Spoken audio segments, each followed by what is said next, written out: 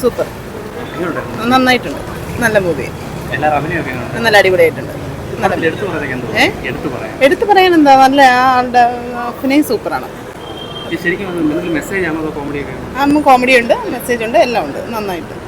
ആദർശയുടെ സംവിധാനം ഓക്കെ, നല്ല സൂപ്പറായിട്ടുണ്ട്.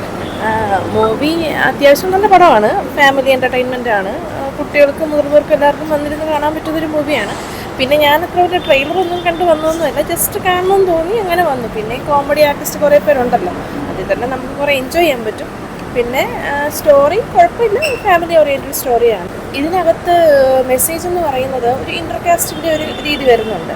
അത് റിലേറ്റഡ് ആയിട്ടുള്ള കുറച്ച് ഇഷ്യൂസും കാര്യങ്ങളും, അത് സംബന്ധമായി പുള്ളിക്കുണ്ടാകുന്ന വിഷമങ്ങളും, അത് സംബന്ധമായി പേഴ്സണലി ആൾ കറക്റ്റ് ചെയ്യുന്ന കാര്യങ്ങളും കുറച്ച് അങ്ങനെയൊക്കെയാണ്. അപ്പം അതിലൊരു ഇൻട്രോവേർട്ടായിട്ട് ക്യാരക്ടർ ബിഹേവ് ചെയ്യുന്നു.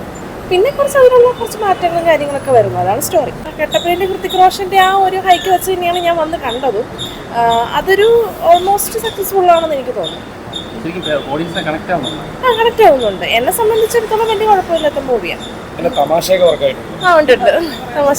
നല്ല പടമാണ്. കോമഡി ആസ്വദിക്കുന്നവർക്ക് കാണാൻ പറ്റും. മെസ്സേജ് ആണ് പടം.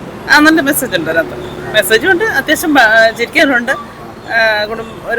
എല്ലാം കൊണ്ടും എനിക്ക് ഇഷ്ടപ്പെട്ടു, കുഴപ്പമൊന്നുമില്ല. അത്യാവശ്യം നല്ല അഭിനയം നല്ല